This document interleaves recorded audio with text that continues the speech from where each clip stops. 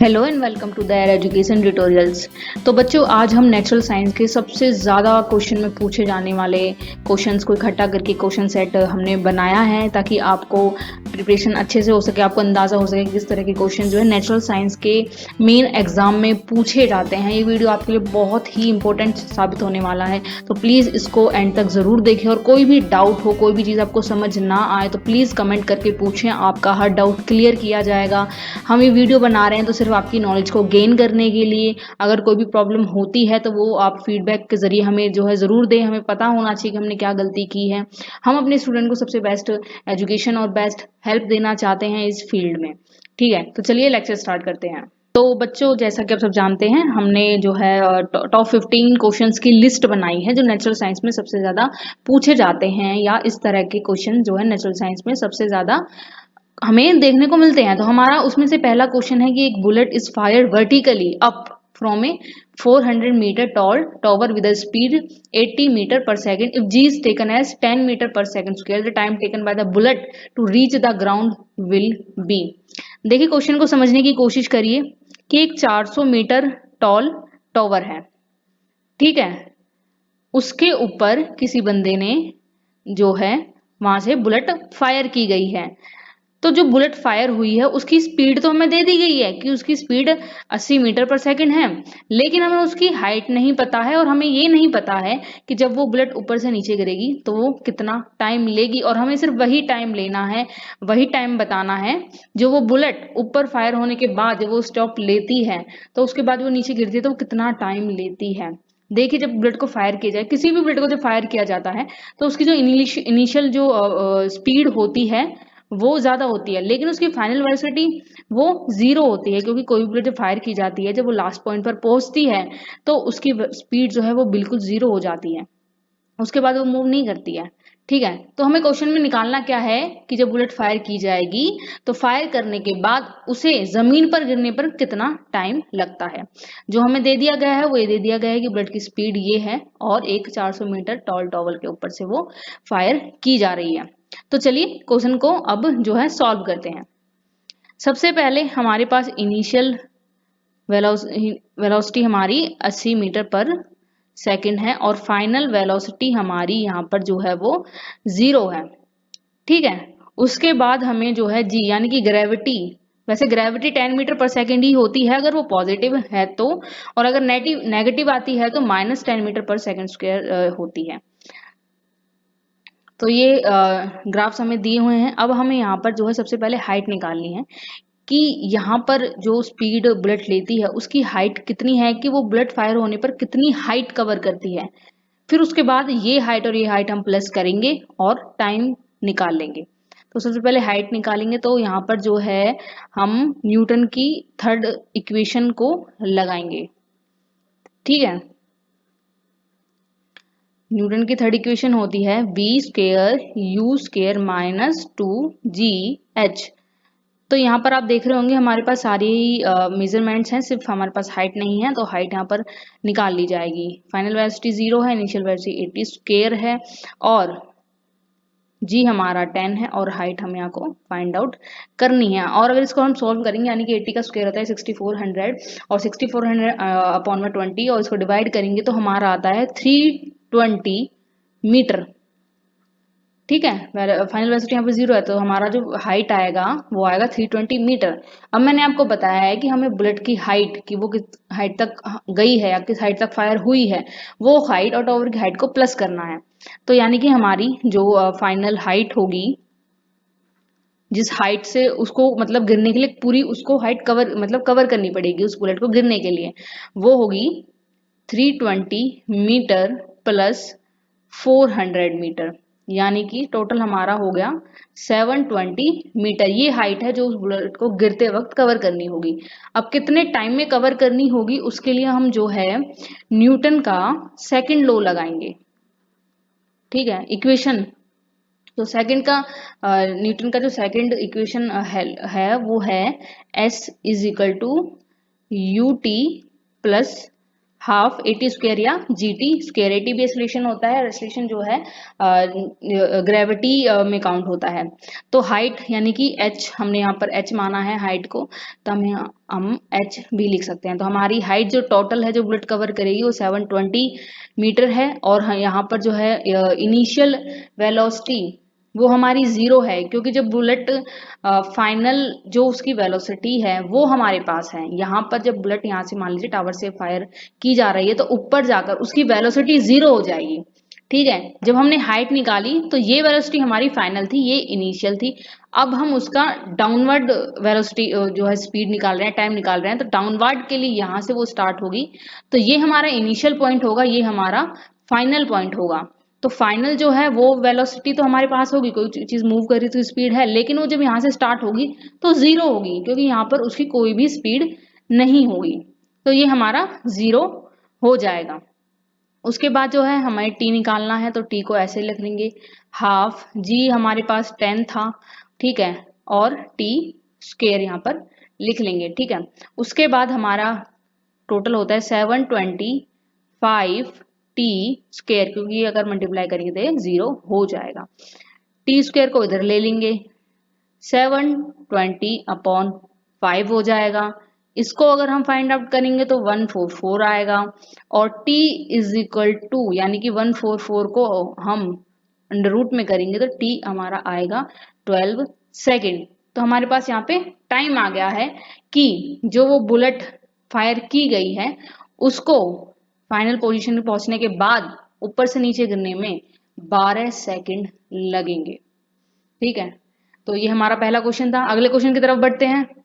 देखो बच्चों, हमारा मेन मोटिव है वो आपको समझाना है। अगर जो है वीडियो लेंथी हो जाती है तो प्लीज़ उसको माइंड ना करें, आप इसकी स्पीड जो है 2x करके भी देख सकते हैं, लेकिन प्लीज़ क्वेश्चंस को अच्छी तरह से समझने की कोशिश करिए, ताकि अगर इससे रिलेटेड कोई भी क्वेश्चन आपके एग्जाम में आता है तो आप उसको कवर कर सकें, आप उसको अटेम्प्ट कर सकें, आपको उसको सॉल्व करने का तरीका पता हो। अगर आपको उसको सॉल्व करने का तरीका पता होगा तो आपके पास जो है टाइम बच जाएगा, आप अपना टाइम वहाँ पर अच्छे से स्पेंड कर सकते हैं। ऐसा नहीं होगा कि क्वेश्चंस जो है आप अटेम्प्ट ही ना कर पाए अगर आपका किसी क्वेश्चन पर ज्यादा टाइम वेस्ट हो जाता है। तो ट्रिक्स और टिप्स को देखते रहिए किस तरह से जो हम इक्वेशंस लगानी है और आंसर फाइंड आउट करना है। तो चलिए इसी के साथ जो है सेकंड क्वेश्चन की तरफ बढ़ते हैं। सेकंड क्वेश्चन है कि transducer is a device which convert, हमें यहाँ बताना है कि ट्रांसड्यूसर जो है क्या है। तो जो ट्रांसड्यूसर है वो एक ऐसा डिवाइस होता है that convert physical information into an electrical signal, या इसका उल्टा किसी भी इलेक्ट्रिकल सिग्नल को वो जो है फिजिकल इंफॉर्मेशन में भी कन्वर्ट कर सकता है। कई तरह के जो सेंसर्स होते हैं वो भी ट्रांसड्यूसर्स में यूज होते हैं। तो ऐसे बहुत सारे फील्ड हैं जहाँ पर हम ट्रांसड्यूसर को यूज करते हैं। अब आपको ये तो पता चल गया होगा कि आंसर क्या है। तो इसका आंसर है इलेक्ट्रिकल सिग्नल्स इनटू अकॉस्टिक्स 1। ठीक है, तो बी इसका सही आंसर है। तो हमारा अगला क्वेश्चन है कि polymer containing strong intermolecular force of attraction is, जिस पॉलीमर में स्ट्रॉन्ग फोर्स ऑफ अट्रैक्शन होता है वो इनमें से कौन सी है। तो हमारा सही आंसर है नायलॉन। देखिए नायलॉन भी कई तरीके होते हैं। ठीक है, जो टेक्सटाइल कंपनी में नायलॉन यूज होता है वो होता है नायलॉन 6, और जो प्लास्टिक्स बोतल में यूज होता है या प्लास्टिक इंडस्ट्री में जो यूज होता है वो होता है नायलॉन 6 ये वाला। ठीक है, तो नायलॉन 6 का जो फॉर्मूला होता है वो होता है 612H22N2 और O2। ठीक है, ये हमारा जो है नायलॉन का फॉर्मूला होता है। तो चलिए अगले क्वेश्चन की तरफ बढ़ते हैं। क्वेश्चन है कि which one of the following best explain the role of G1 phase during the cell cycle. तो देखिए सबसे पहले बच्चे आप ये समझिए, जो हमारी सेल साइकिल होती है उसका हमारा फर्स्ट पार्ट होता है G1 का, जो हमें जो है ग्रोथ फेज के बारे में बताता है। उसके बाद आता है S यानी कि सिंथेटिक फेज जो होता है। उसके बाद G2 जो कि हमारा सेकेंड ग्रोथ फेज होता है, और सबसे लास्ट में आता है मिटोटिक फेज। तो हमें यहाँ बताना है कि जीवन का जो लेवल है या जीवन की जो हमें रोल है। तो हमारा सही आंसर है यहाँ पर cell grows and prepare for mitosis. यहाँ पर हमारे जीवन में जो है सेल्स की ग्रोथ पर ध्यान दिया जाता है, और जब वो अगली कंडीशंस को क्रॉस करते हैं, अगले स्टेप को क्रॉस करते हैं, तो उसके बाद वो जो है मिटोसिस के लिए ट्रांसफर कर दिए जाते हैं। तो हमारा सी आंसर यहाँ पर सही है। तो हमारा अगला क्वेश्चन है कि which of the following statement does not explain the structure of water. तो हमें पहला ऑप्शन दिया हुआ है कि the oxygen nucleus attract electrons more strongly than does the hydrogen nucleus, ये बिल्कुल सही है। The sharing of electrons between the H and O is unequal, बिल्कुल, क्योंकि H2O होता है, हाइड्रोजन 2 एटम होते हैं और ऑक्सीजन का 1 होता है, तो ये भी बिल्कुल सही है।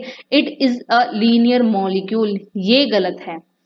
तो हमारा आंसर सी है। हमें बताना है कि जो नॉट फॉलो है हमें वो बताना है। और हमारा लास्ट ऑप्शन है कि the HOH bond angle is 104.5 degree. तो ये हमारा बिल्कुल सही है कि जो हमारा H2A का जो बॉन्ड बनता है उसका एंगल 104.5 डिग्री होता है।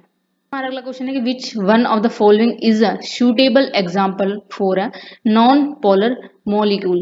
देखिए, नॉन पोलर मॉलिक्यूल्स वो मॉलिक्यूल्स होते हैं जिनमें इलेक्ट्रॉन को इवनली डिस्ट्रीब्यूट किया जाता है। ठीक है, तो इसमें जो नॉन पोलर का एग्जाम्पल है वो है हमारा आंसर हनी वैक्स। इसका रीजन हमें बताते हैं। सबसे पहले नॉन पोलर के जो है एग्जांपल्स के बारे में हम बताते हैं कि सब में सबसे जो नोबल गैसेस होती हैं वो सारे हमारे नॉन पोलर मॉलिक्यूल्स होते हैं। तो हमारा यहाँ पर पहला ऑप्शन ये है। उसके बाद जो हमारे होमोन्यूक्लियर डायटोमिक एलिमेंट्स होते हैं H2N2O2 जो है क्लोराइड 2, ये जो एलिमेंट है ट्रूली नॉन पोलर मॉलिक्यूल्स होते हैं। कार्बन डाइऑक्साइड होगी, बेंजीन हो गया, कार्बन टेट्राक्लोराइड हो गया, मीथेन, इथाइलिन, हाइड्रोकार्बन जो लिक्विड होते हैं, गैसोलिन और जो टोल्यून जैसे, ये भी जो है नॉन पोलर एलिमेंट्स होते हैं। और मोस्ट ऑर्गेनिक मॉलिक्यूल्स यानी कि जैसे हनी वैक्स हमने आंसर यहाँ पर लिखा है, तो ये जो है नॉन पोलर मॉलिक्यूल्स होते हैं जो इक्वली कोवलेंट बनाते हैं, जिसमें जो है इलेक्ट्रॉन्स इवनली डिस्ट्रीब्यूटेड होते हैं। हमारा अगला question, how eukaryotic cell wall differ from that of prokaryotic it am by the presence of. यानी कि जो यूकैरियोटिक सेल वॉल होती है वो प्रोकार्योटिक से कैसे डिफरेंट होती है। तो हमारा यहाँ पे पहला ही आंसर सही है, क्योंकि एवरी सेल और टिश्यू हैव डिफरेंट सेल्यूलोज। ठीक है, तो अगला क्वेश्चन है कि which one of the following help to collect the focus the light rays on the specimen in a light microscope. Eyepiece, यह गलत है। नोज पीस, ऐसा कुछ नहीं होता है। कंडेंसर लेंस यहाँ पर हमारा सही है, यानी कि सी हमारा यहाँ पर सही आंसर है। It is an optical lens which renders a divergent beam from a point source into a parallel और converging beam to illuminate an object. किसी एक बिंदु पर जो है ये जो है लाइट्स को जो है पॉइंट आउट करती है। यहाँ पर अगर हम लेंस लगा देते हैं तो कोई भी सोर्स ऑफ लाइट होता है वो इस तरह से जो हमारी लाइट है उसको एक पैरेलल बीम में लाकर जो है स्थापित कर दे, यानी जिसका जो पर्पस होता है वो just to focus the light on to the specimen. तो हमारा सही आंसर यहाँ पर कंडेंसर लेंस है। तो अगले क्वेश्चन की तरफ बढ़ते हैं। अगला क्वेश्चन हमारा, which one among the entire group fit to give example of carbohydrate. तो कार्बोहाइड्रेट्स के ग्रुप में इनमें से कौन सा फिट होता है ये हमें बताना है। तो कार्बोहाइड्रेट्स का हम आपको समझाते हैं कि जो कार्बोहाइड्रेट्स होते हैं वो 2 पार्ट्स में डिवाइड होते हैं, सिंपल, कॉम्प्लेक्स। और सिंपल जो है मोनोसैकेराइड्स और डाइसैकेराइड्स में जो डिवाइड होती है, जिसमें कि ग्लूकोज, फ्रक्टोज और गैलाटोज होता है, मेल्टोज, सुक्रोज और लैक्टोज होता है, और कॉम्प्लेक्स में हमारा स्टार्च, ग्लाइकोजन और फाइबर होता है। तो अब हमें यहाँ पर बताना है कि हमारा राइट आंसर क्या है। तो हमारा यहाँ पर जो है ए राइट आंसर है। Carbohydrate is a biomolecule consisting of carbon, hydrogen and oxygen atom. ठीक है, तो जो कार्बोहाइड्रेट्स होती है अगर उसकी मात्रा बॉडी में ज्यादा हो जाती है, इंसान को मीठा खाने का मन करता रहता है। तो ये तो एक फैक्टर है जो मुझे याद आ गया, तो मैंने आपको बता दिया। अगला क्वेश्चन है कि most abundant gaseous element in the atmosphere. देखिए, वैसे तो हमारे एटमॉस्फेयर में जो है कई तरह की गैसेस होती हैं, डिफरेंट टाइप्स ऑफ गैसेस, लेकिन जो गैसेस हैं जो कभी जो है चेंज नहीं होती है, जिनका अमाउंट एटमॉस्फेयर में चेंज नहीं होता है, वो होती हैं। सबसे पहले तो आती है हमारी नाइट्रोजन, जिसकी मात्रा हमारी एवर में 78% होती है।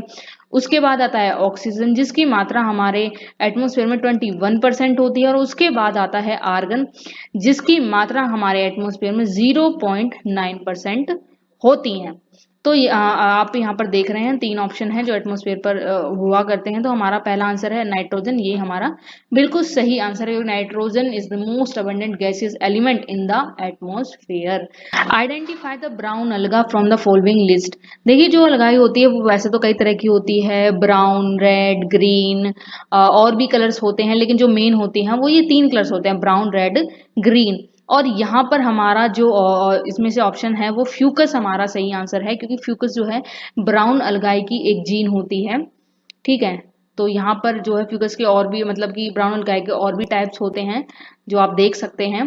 वैसे ही जो है रेड अलगाई के भी होते हैं, ग्रीन के भी होते हैं और दूसरी अलगाई के भी होते हैं। तो ये एक चार्ट है जो आपको जो समझाने के लिए मैंने यहाँ पर रखा था, क्योंकि ये एटमॉस्फेयर में इसका बहुत ही यूज होता है, कई सारी इंडस्ट्रीज में इसका यूज होता है। अगला क्वेश्चन है कि which one of the following resource can be recycled, यानी कि वो कौन सा रिसोर्स है, वो कौन सी ऊर्जा है जो रिसाइकल की जा सकती है। तो दोस्तों सबसे पहले तो ये जानिए कि जो है रिसोर्सेज क्या होते हैं, वो कैसे बनते हैं, या जैसे पेट्रोलियम कोयल जैसी चीजें हो गई हैं वो कैसे बनती हैं।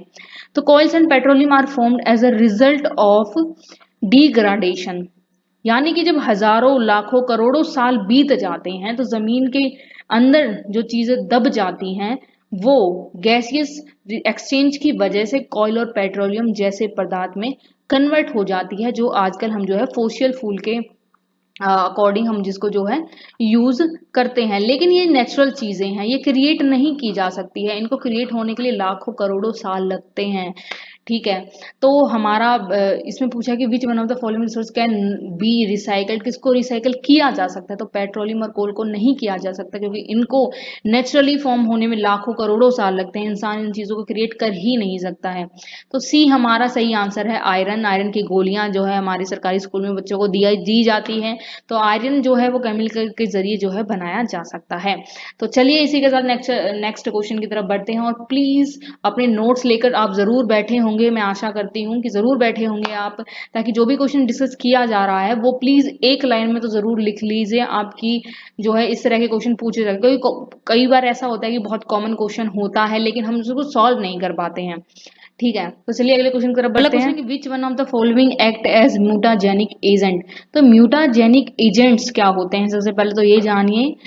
तो जो ये इनको जो डिफाइन किया जाता है, ऐसे डिफाइन किया जाता है कि the an agents that cause irreversible and heritable change in DNA. ठीक है, यानी कि ये इतने ज्यादा खतरनाक होते हैं कि ये आपकी सेल्स को जो है डैमेज करते हैं, इनकी वजह से आपको कैंसर भी होता है। अगर आप बहुत ज्यादा मात्रा में इसके कांटेक्ट में आते हैं तो आपको कैंसर जैसी बीमारियां भी हो सकती हैं, और इनसे होने वाली जो डिजीज होती हैं वो इरिवर्सिबल होती हैं और डीएनए को आपके चेंज कर देती हैं। तो सबसे पहले एक्सरे भी म्यूटाजेनिक एजेंट्स को कैरी करता है, अल्ट्रावायलेट रेज में भी ये होता है, मस्टर्ड गैस में भी ये होता है। तो हमारा आंसर तो यहाँ पर होगा all the above. The main constituent all LPG, यानी कि लिक्विफाइड पेट्रोलियम गैस। देखिए इस एलपीजी में जो है जो नॉर्मल कंपोनेंट होते हैं वो होते हैं प्रोपेन और ब्यूटेन।